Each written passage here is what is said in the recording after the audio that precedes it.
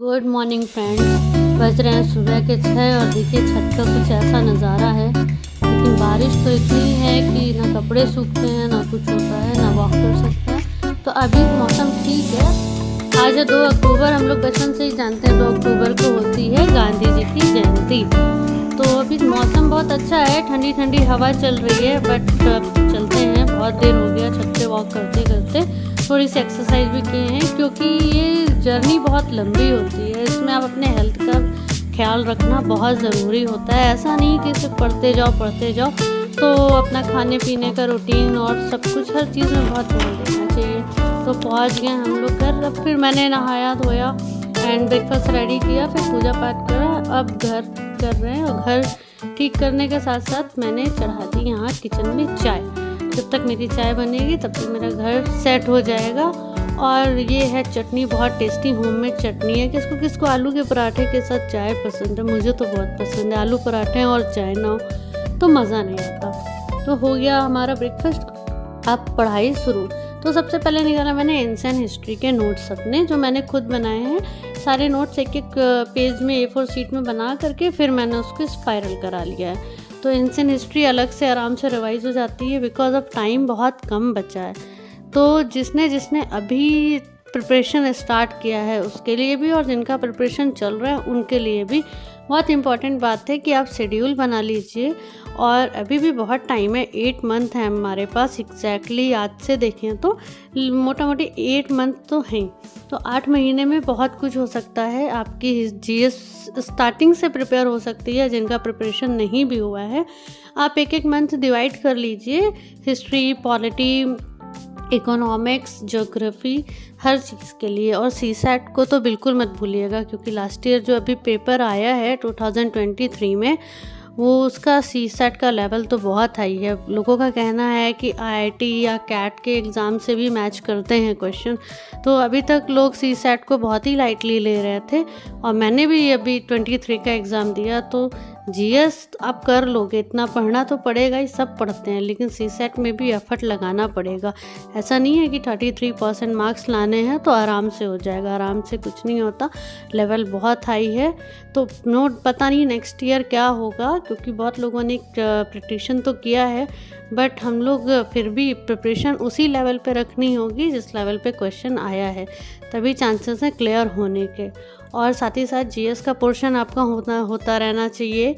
आपका ऑप्शनल साथ में ही प्रिपेयर होते रहना चाहिए क्योंकि फिर अगर क्लियर हो गया, होप से क्लियर हो ही जाएगा अगर इतनी पढ़ाई मेहनत की जा रही है तो उधर। लेकिन 3 मंथ में इतना टाइम नहीं मिलेगा, उस समय आंसर राइटिंग करना होता है, GS पर सारा रिवाइज करना है और उसमें एक नया ऑप्शनल आप पढ़ेंगे तो टाइम नहीं रहेगा। तो अभी तो मैंने टाइम बांध लिया है, उस तरीके से पढ़ती हूँ कि कम्प्लीटली मैं 3 to 4 आवर्स GS में दे देते हैं, फिर 1 घंटे CSAT बिकॉज मेरा वीक पोर्शन है, इसलिए डेली बेसिस पे मैं CSAT भी करती हूँ। न्यूज़पेपर पढ़ना चाहिए और साथ में रिवीजन के लिए आप डेली जो करंट अफेयर्स अलग अलग इंस्टीट्यूट यूट्यूब पे अपलोड करते हैं उनका आप देखेंगे तो एक रिवीजन हो जाएगा। और कुछ चीज़ अगर न्यूज़पेपर में आपसे छूट गई है या आपने उसको इतना डेप्थ में नहीं पढ़ा है, शायद वो इम्पोर्टेंट टॉपिक हो, तो वो वीडियो से क्लियर हो जाता है। करंट अफेयर्स आपको बिल्कुल भी नहीं छोड़ना है, किसी भी तरीके से नहीं छोड़ना है क्योंकि 8 महीने बचे हैं और आपको पिछले 2023 के जनवरी से पढ़ना है। तो अभी टाइम नहीं वेस्ट करिए। अगर आपने अभी प्रिपरेशन स्टार्ट किया है तो फिर आप पिछले 1 साल मतलब जनवरी से लेकर अभी तक जो मंथ चला गया है उसकी आप मंथली मैगजीन पढ़ लीजिए।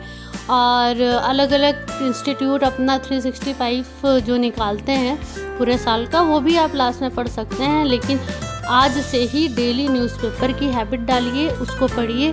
उससे आपका रीजनिंग का जो इंग्लिश का पोर्शन आता है पेपर 2 में फ्री में, वो क्लियर होगा। रीडिंग की हैबिट बनेगी आपको लिखने का तरीका आएगा। एडिटोरियल बिल्कुल मत छोड़ना, वो बहुत इम्पॉर्टेंट है। और उससे आपको ऐसे और एथिक के पेपर में हेल्प मिलती है। और governance, social justice, society, international relation, ये सारे टॉपिक को आपको अलग से पढ़ने की ज़रूरत ही नहीं है। अगर किसी ने कोचिंग लिया है तो उसके लिए वेल एंड गुड, लेकिन अगर किसी ने कोचिंग नहीं लिया या लिया भी है लेकिन ये सारे टॉपिक आपके बहुत अच्छे से क्लियर हो जाएंगे। और जो उसका बेसिक आपको इम्पोर्टेंस पता होना चाहिए, गवर्नेंस का मतलब क्या होता है, इन सब चीज़ों का, तो वो आप खुद से पढ़िए, बुक से पढ़िए, इंस्टीट्यूट है तो वहाँ से पढ़िए। लेकिन उसको न्यूज़पेपर से बहुत सारी चीज़ें आपकी क्लियर हो जाएंगी जो आंसर राइटिंग में हेल्प करेंगी। तो इधर मैं पढ़ रही हूँ पॉलिटी मैंने खुद के नोट्स बनाए थे, तो उसी को मैं एक बार रिवाइज कर रही हूँ।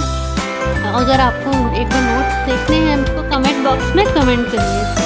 और पढ़ाई बिल्कुल जारी रखिए। अभी मैं म्यूनसिपैलिटी पढ़ रही हूँ, DPSP में पढ़ रही हूँ, ताकि डे बाई डे सारी चीज़ें रिवीजन होती रहे। क्योंकि आप पढ़ोगे और रिवाइज नहीं करोगे तो आपको याद ही नहीं रहेगा, पढ़ने का कोई मीनिंग नहीं है। क्योंकि ये मेरे साथ हो चुका है। मैंने हिस्ट्री पढ़ा, हिस्ट्री बहुत अच्छा लगने लगा पढ़ने में, और उसके बाद नेक्स्ट टॉपिक उठाया, उसको पढ़ने लगी और धीरे धीरे हिस्ट्री को भूल गई। वापस से जब रिवीजन के लिए उठाया तो मुझे फिर से वो टॉपिक नहीं करना पड़ा। इसलिए रिवीजन करना कभी मत छोड़िए। जो मैंने गलती पिछले टाइम में करी है वो मैं अपनी बिल्कुल नहीं करूँगी। और अगर लोग अपनी गलती से दूसरों को भी हेल्प हो जाती है तो वही मैं करूँगी। और अभी मैं बाकी के नोट्स देख रही हूँ कि इसमें क्या लिखना है, क्या नहीं लिखना है, और डेली बेसिस पे जो पढ़ना होता है उसका एक बार आइडिया ले लेती हूँ कि आज कौन सा टॉपिक खत्म करना है। लेकिन किसके साथ ऐसे मौसम में ये होता है कि पढ़ते टाइम नींद बहुत आती है। मेरे साथ होता है, काम भी होता है, वो सब करते करते नींद आने लगती है। लेकिन अगर अभी सो गए तो कुछ जागेंगे।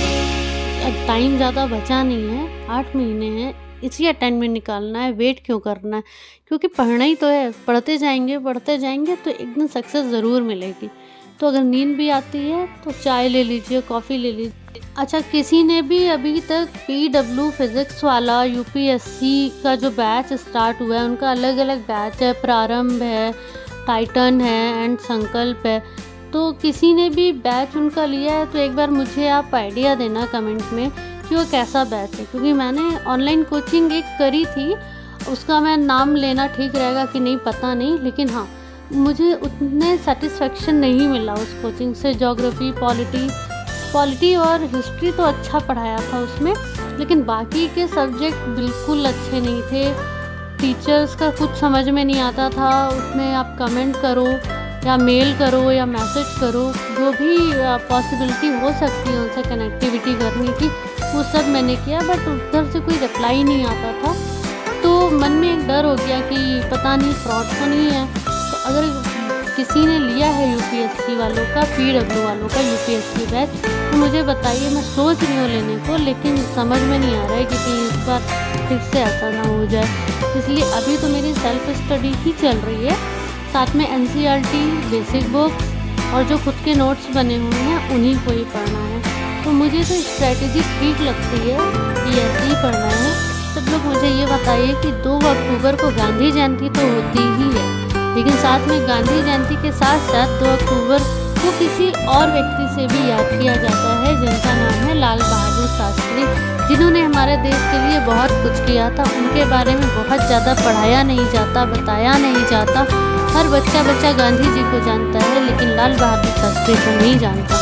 फ्रीडम फाइटर बहुत सारे रहे हैं, लेकिन हमारी हिस्ट्री ने, हमारे इतिहास ने बहुत सारी चीज़ों को छुपाया। हम लोग UPSC की प्रिपरेशन कर रहे हैं या गवर्नमेंट प्रिपरेशन कर रहे हैं, तो हम लोगों को इन बातों के बारे में पता है, लेकिन हमारे आने वाली पीढ़ी को भी ये चीज़ें पता होनी चाहिए कि किसने हमारे लिए क्या किया, जो आज हम लोग इतने अच्छे से, इतने टेंशन फ्री होकर के रह रहे हैं इंडिया में। एक समय में भारत देश में कितनी मुश्किलें थी। तो मैं तो पढ़ रही हूँ, लेकिन मेरे बच्चे को लग गई है, तो उसको चाहिए कुछ खाने के लिए। तो मैंने सोचा कि क्या दूँ, फिर याद आया कि हाँ फ्रिज में तो कुछ इंटरेस्टिंग रखा है, तो सोचा चलो अच्छा बन गया। फिर बस थोड़ा सा और नोट्स बचा था, उसको मैंने कंप्लीट किया। मैंने कहा रुको बस थोड़ा सा पढ़ लेते हैं, फिर तुम्हारे लिए कुछ बनाते हैं। तो उसका फेवरेट तो आ गया, लेकिन वो मुझे डिस्टर्ब बिल्कुल नहीं करता है पढ़ने में, बहुत सपोर्टिव है, बहुत हेल्प करता है। आज तो 2 अक्टूबर है तो उसकी भी छुट्टी है, तो मैंने कहा चलो भाई तुम भी पढ़ो, मैं भी पढ़ती हूँ। पढ़ने के बाद ही कुछ खाने को मिलेगा, क्योंकि ब्रेकफास्ट तो हम लोगों का हो ही गया है। फिर वो खेल रहा था, खेलने के बाद पढ़ता रहा थोड़ी देर। मैंने सोचा कि मैंने भी डेली के जो टारगेट बनाए हैं जल्दी से उसको कंप्लीट कर लेती हूँ, तो थोड़ा टाइम लेकर के मैंने फटाफट जितना मुझे रिवाइज़ करना था जो पोर्शन वो मैंने किया। ये मेरा पॉलिटी का पोर्शन ऑलमोस्ट ख़त्म हो गया है, जो थोड़ा बहुत बचा है वो मैं बाद में करूँगी। तब तक मैंने फ्रिज में रखा हुआ था पिज़्ज़ा, तो उसको मैंने गर्म किया और मस्त उसमें ऑर्गेनिक सीजनिंग वगैरह डाल के सब उसको दिया और एक स्लाइस मैंने भी लिया। बहुत यम्मी, बहुत टेस्टी था। पढ़ते पढ़ते कुछ ना कुछ खाते पीते रहना चाहिए, थोड़ा मूड भी अच्छा होता है, क्योंकि मौसम तो है ही ये सोने वाला जिसमें नींद आती है। फिर ऐसे यूट्यूब में कुछ वीडियोज़ देखती रही, कभी कभी प्रिपरेशन कैसे करें, ये कैसे करें, 9 मंथ प्रिपरेशन, थोड़ा आइडिया मिलता रहता है लोगों की स्ट्रैटेजी से, लेकिन बहुत ज़्यादा इधर उधर डाइवर्ट नहीं होना है। फिर ये मैंने आप लास्ट वीडियो में मैंने बताया था कि मैं अपनी कवर्ड सेट कर रही हूँ, तो उसी का एक छोटा सा मैंने वीडियो डाला है। बीच में सारी मैंने कंपटीशन वाली बुक रखी हैं, उस तरफ एसएससी और बैंकिंग की है, जिसमें सैम्पल पेपर है, प्रीवियस ईयर पेपर है, बाकी मेरे नोट्स हैं। तो ये वाली वीडियो मेरे प्लेलिस्ट में पड़ी है डिटेल में कि मैंने कैसे पूरा कवर्ड ऑर्गेनाइज़ किया। फिर ला गया लंच, जिसमें मैंने बताया छोले, पूड़ी और साथ में चाय। चाय पूड़ी के साथ बहुत टेस्टी लगती है, तो मैंने एक राउंड फिर से चाय ले ही लिया। अब आती है फिर पढ़ाई की बारी। इसी बीच में थोड़े से मैंने काम भी निपटा लिए थे, बहुत सारे घर के काम होते हैं। बारिश होने लगी थी तो छत से कपड़े लेकर के आया तुरंत, फिर उसको रूम में अरेंज किया। उसके बाद फिर से सोचे कि पढ़ते हैं, तो ये मैंने बताया था कि एक कोचिंग ली थी, तो नाम लेना ठीक है कि नहीं, मैं नाम नहीं लूँगी, बट हाँ ये सर हिस्ट्री बहुत अच्छा पढ़ाए हैं, पॉलिटी भी बहुत अच्छा पढ़ाया है, नो डाउट। तो मैं बाकी चीज़ें तो सेल्फ से पढ़ती हूँ, लेकिन हिस्ट्री में सर के नोट्स में देख लेती हूँ। सर के नोट्स भी मैंने इन्हीं के ही वीडियो से बनाए हैं, इन्हीं की बातें सुन के। तो ये पढ़ाते बहुत अच्छा है। हिस्ट्री में ancient history, medieval history, modern history, art and culture का पार्ट और पॉलिटी का पार्ट, इतनी चीज़ें ये सर पढ़ाते हैं। बाकी इनके कोचिंग में जो ऑनलाइन कोचिंग है उसमें और भी टीचर्स हैं, उसमें सारे ही टीचर्स नहीं ख़राब थे, लेकिन कुछ कुछ टीचर ऐसे थे जिनका पढ़ाया हुआ समझ में बिल्कुल नहीं आता था, जो कि बहुत ही इम्पॉर्टेंट टॉपिक था, जैसे कि इकोनॉमिक्स। बिल्कुल समझ में नहीं आया, मेरा टाइम भी वेस्ट हो गया पढ़ने में। फिर ज्योग्राफी ऑलरेडी मेरी वीक है, बिकॉज मैं कॉमर्स स्टूडेंट हूँ। ऐसे सबका कोई ना कोई वीक पोर्शन होता है। मुझे ज्योग्राफी कभी समझ में नहीं आई उतनी, लेकिन यूपीएससी कोई कॉलेज स्कूल वाला टाइम तो है नहीं, तो इसमें डेप्थ में पढ़ना है। और अगर टीचर ऐसे नहीं हो जिनके साथ आप कंफर्टेबल हो पा रहे हो, तो पढ़ने में बहुत मुश्किल होती है। तो ज्योग्राफी मुझे नहीं समझ में आई, तो फिर मैंने एनसीईआरटी स्टार्ट करी पढ़ना। पहले बहुत टॉपर्स के वीडियोस देखे कि कैसे पढ़ें कैसे नहीं पढ़ें। उसमें से बहुत सारे ऐसे टॉपर्स थे जिन्होंने कॉमर्स से ग्रेजुएशन किया था 10th के बाद से, जिन्होंने ये पीछे में ह्यूमैनिटी बैकग्राउंड जिनका नहीं था, तो उनके मैंने बहुत सारे ऑनलाइन वीडियोस देखे। उसमें सबका कहना मोस्टली यही रहता है कि आप एनसीईआरटी पढ़ो। और मैंने एनसीईआरटी से ही फिर स्टार्ट किया, तो मुझे चीज़ें धीरे धीरे समझ में आने लगी। पहले हर कोई शॉर्टकट के पीछे भागता है, मैं भी शॉर्टकट के ही पीछे भागी। क्लास लिया कि हाँ भाई 1 साल में तो हो ही जाएगा, बस कोचिंग पढ़ना है, वीडियोस देखनी है, नोट्स रिवाइज करना, लेकिन नहीं समझ में आता है। क्योंकि टीचर्स का समझ में आता है, इसमें governance and social justice subject है वो पढ़ाते, तो उनका आता था।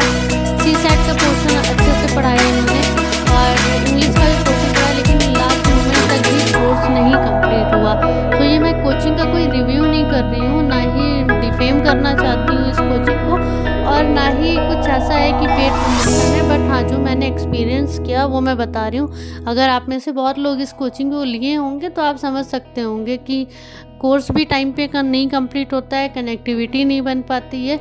अब बट अभी टाइम कम है, 8 महीने हैं, तो ऐसे मन में आया कि PW का ले लूँ क्या कोर्स।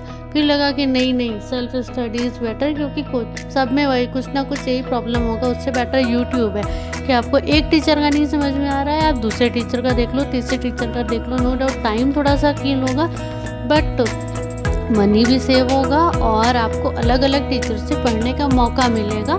तो हर टीचर से कुछ ना कुछ अच्छा ही पता चलता है। वो टीचर हैं तो टीचर एक्सपीरियंस होते हैं, उनके पास नॉलेज है तभी वो पढ़ा रहे हैं, लेकिन कनेक्टिविटी होना ज़रूरी है एक स्टूडेंट और एक टीचर के बीच में, कि मैं उनकी बात अच्छे से समझ पाऊँ या वो अपनी बातों को अच्छे से समझा पाएँ। पढ़ते तो हम सब हैं, लेकिन समझाना हर किसी का नहीं होता।